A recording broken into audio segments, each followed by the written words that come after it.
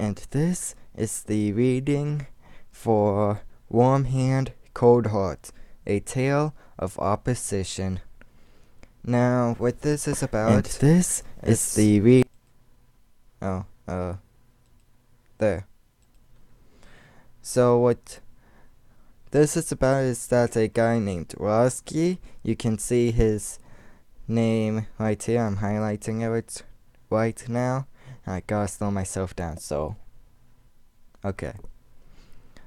Now, this is chapter 1 of 10. 10 of these, okay? So, he is working very hard at these, and I am happy to be bringing this to you for a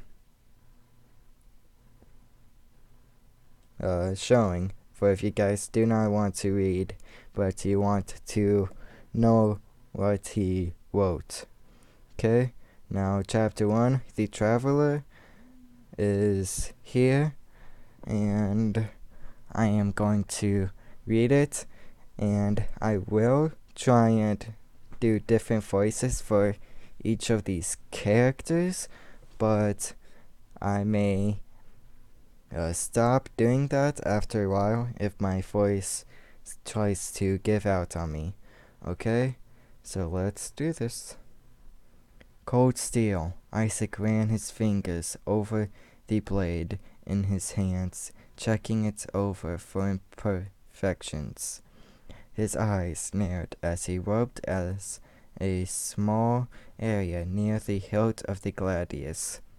He sighed and adjusted the angle to light the area in his sight, bringing it level with his eyes. To an ordinary eyes, this blade was flawless. It had an almost mere finish and was extremely sharp. The hilt was decorated with precious jewels set into the guard with high-quality leather wrapping around the bone handle. Isaac was lost in concentration, so much that he was startled when the door to his workshop opened. "Are you going to deliver that sword or take it to bed with you?" came the voice of Isaac's aged friend Shanvar. "It's almost perfect," Isaac replied, looking to his friend. "My only problem is Mirda. This sword is going to a member of the royal family. Almost perfect is not perfect." "You're afraid you can't match Gothan's quality?" Shanvar questioned as he hobbled over to a chair and sat down. "You know that you're the best, so why worry that you can't match up to a dead man?"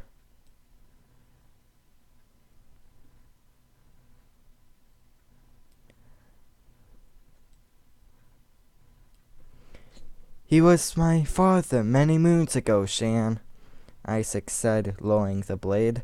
"I have to do his legacy justice. Gothan had been the blacksmith to see many years ago. He was appointed to forge the weapons of for royalty. His skill was known far and wide. Many considered his work to be the pinnacle of excellence. When it came to the two blades that were not only beautiful, but deadly." "And it probably doesn't help that Mirda can be a chore," Shanvar reasoned. "I assure you, my boy, your skill far exceeds that of your predecessor. The blade is perfect. It cannot be improved."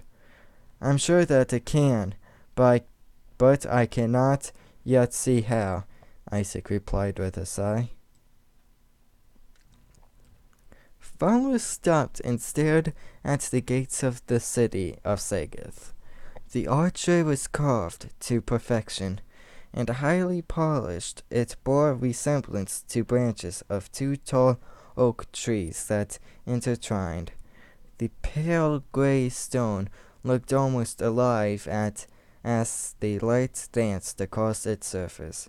Valorous was no stranger to traveling, but wished nothing more than to be a stranger to everyone, lest they found out his secret. The young man was cursed at a young age, with the ability to control fire. Fearing the backlash once people found out, he fled from his woodland home. Valorous moved around from town to town, never settling in for more than a few weeks. If people found out what he could do, there would be no dire consequences. "Hey! Hey! Woodlander!" came a shout from just inside the city gates. Valorous jerked his head to the insult, seeing a young man with bright blonde hair staring at him. The man was wearing plate armor that was gleaming in the sunlight, and was accompanied by a trio who laughed at their friend's verbal strike. Valorous ignored him and hitched up the sack on his back, which clanged as metal moved around inside it. He then carried on walking towards the gate, only to be pushed in the shoulder as he passed the man who had insulted him. "Hey!" the man said angrily. "It's rude to ignore a person calling out a greeting." "Oh? You call that greeting?" Valorous replied, attempting to keep his temper under control. "Should I address you as scum too?" "Mind your tone," the man replied. "You are in the presence of royal blood." "And what a fine representation of this kingdom's courtesy you are," Valorous laughed. "I am Thorgerd," the man hissed as he drew his blade. "One of the best swordsmen in Sagoth." Valorous dropped the sack on his back and deftly shot a hand inside, pulling out a high-quality sword made from a dark metal which seemed to pull the light from the area. "All right then, Thorgerd. Let's see what you've got," he said, grinning. Thorgerd threw up his sword and ran at Valorous, screaming as he did so, but Valorous simply took a step to the left at the last moment before the sword came down, impacting nothing but the dirt as Thorgerd lost balance. Valorous did nothing but take a few steps away from Thorgerd, dragging the tip of his short sword in the dirt. Thorgerd ran at Valorous once more, and this time Valorous threw his own sword out in front of him and swung hard at Thorgerd's blade, knocking it aside and punching Thorgerd in the face with his free hand. Thorgerd stumbled backwards, dropping his sword and pressing his hands over his nose. Valorous felt a pang of satisfaction as he saw blood seep through Thorgerd's fingers. "Is that all?" Valorous asked in a sarcastic tone. "I think you were not being entirely honest about your status as one of the best in Sagoth." "I'm not done with you yet," Thorgerd hissed dangerously. "Pick up your sword, then," Valorous replied calmly. Thorgerd looked as though he was about to explode.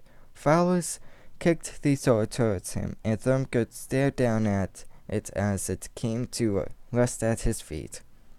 Thorgerd bent to retrieve his sword, but slid it back into its sheath before giving Valorous one last hateful look before storming off with his friends. The dogs were busy place today as a large shipment had arrived carrying exotic goods ranging from expensive silks to processed ore. High above the docks walked a tall, slender woman dressed in a long, green dress. Her coal-colored hair pulled back tight in a bun. This was Mirda, a relative of the king of Sagethia. Although she was far enough removed from the bloodline to never ascend to the throne, she was still treated like royalty, and she expected nothing but the best. "Look at the ants, Gob," she said to her aide, and staring down at the workers below. Unloading the merchant ships. "Busy working to supply the city with whatever it needs." It is what it is, ma'am," Gubb replied curtly. "Come, I wish to purchase some silks," Mirda said, ignoring her aide's comment. "The market is close by." A street away from the docks housed the marketplace. Shops lined in a large open and lavishly decorated courtyard. Whilst stalls were set up in rows in the center. With the sun high in the sky, the marketplace was packed. It was noisy too. "It's almost as if they had never laid eyes upon the market, the way these people behave honestly," Mirda sneered, rolling her eyes. People tended to move out of Mirda's way as she approached. Everyone knew that Lady Mirda had a sharp tongue, and it was rumored that people who crossed her ended up in far greater trouble than they realized. Bad things tended to happen to people who angered the fosterly lady. "Lady Mirda!"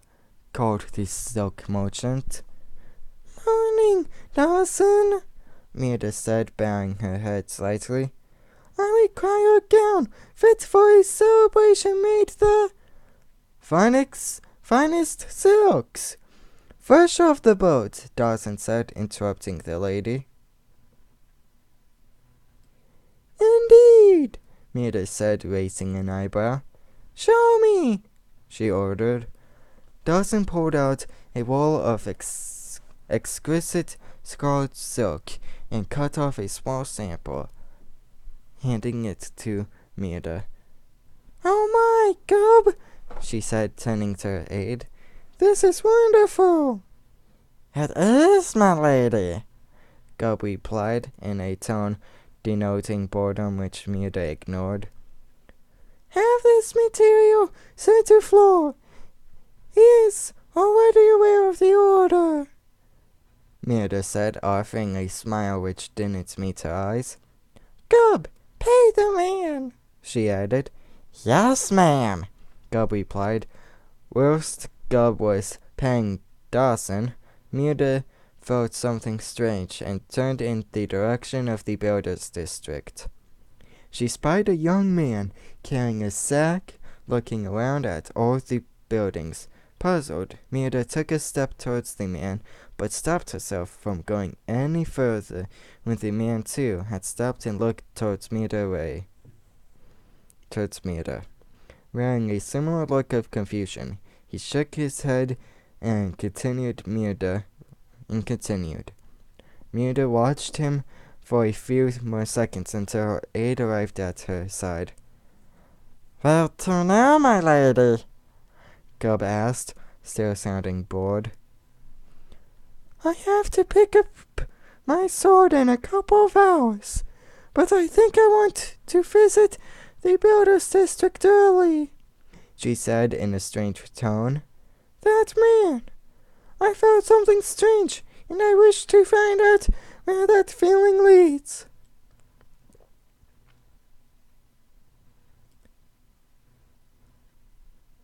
Excuse me.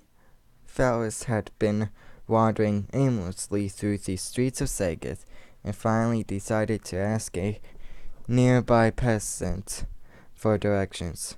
I am searching for a blacksmith. Do you know where I should be heading? Yeah, mate, the man replied. Just down there, and turn left, Blacksmith Row. The man pointed back the way that Phallus had come. Phallus gave him a smile and thanked him before turning around. He still hadn't seen Myrda, and it appeared that his pursuers had lost him in the crowd until he walked right into her and fell backwards. Oh my! Myrda exclaimed, ready to yell obscenities at the man who had bumped into her, but instead all that came from her mouth was, Are you all right? Gubb wore a shocked expression. That was not what he had expected Lady Myrda, a woman who had a reputation for being cold and uncaring, to ask if the man was all right. Yeah, I'm good, Phallus said. From the ground his bag had fallen open and several swords and daggers had fallen out of it. He quickly began grabbing them and pushing them back into his bag without looking at Myrda. I'm really sorry. I wasn't watching where I was go. Phallus stopped speaking as his eyes locked with Myrda. He felt a tingling sensation in his chest. Are you a traitor? Myrda asked, eyeing the dark blade which was last to be placed back in the sack. No, I'm an apprentice blacksmith, or at least I will be once I find one to take me on for a while. Phallus spoke quickly as he stood and pulled his bag back over his shoulder.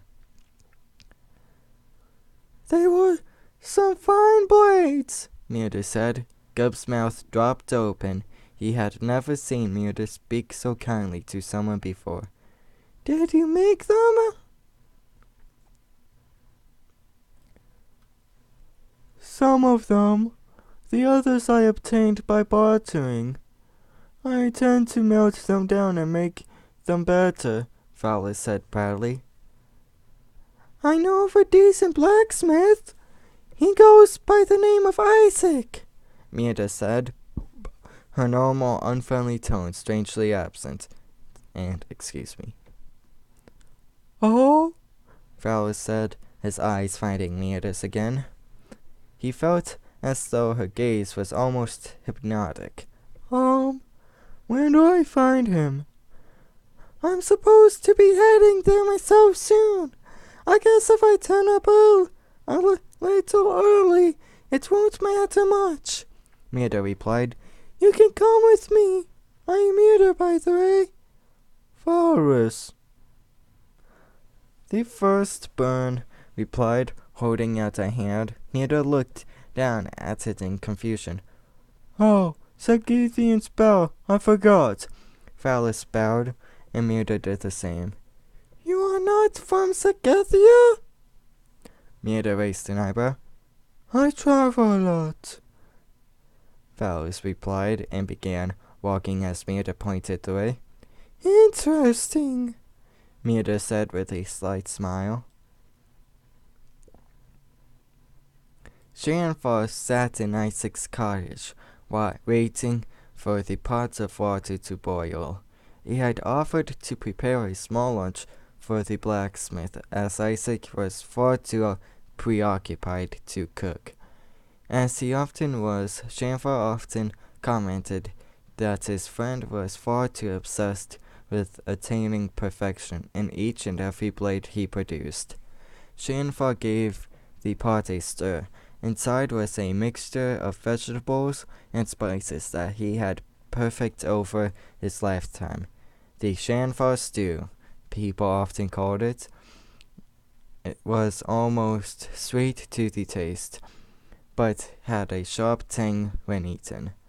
People often commented that it helped them focus on difficult tasks whenever they ate it. Shamfa gave the pot a sniff and took a tiny spoonful to taste. "A few more minutes," he grinned as he called out to his friend. The door to the workshop was slightly ajar. "Okay," Isaac called back. Shamfa smiled again.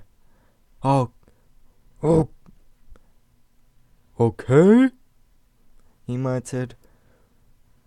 "It's more than okay." A few minutes later, Shamfa served 2 bowls and took them through to the workshop. Isaac was still hard at work on polishing the blade he had made for Lady Mirda. "All right, time to stop fussing over that gladius and come eat," Shamfa said sharply.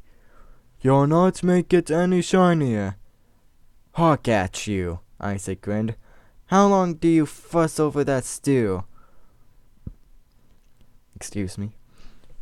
"I'll have you know that this stew is far harder to perfect than the sorts you create," Shamfa mocked. "It's deadly if I don't do it right. What with the copper leaf and taro root being as spicy as they are, the balance is vital for it to be the masterpiece it is." And sorry for this break, everyone. I will return when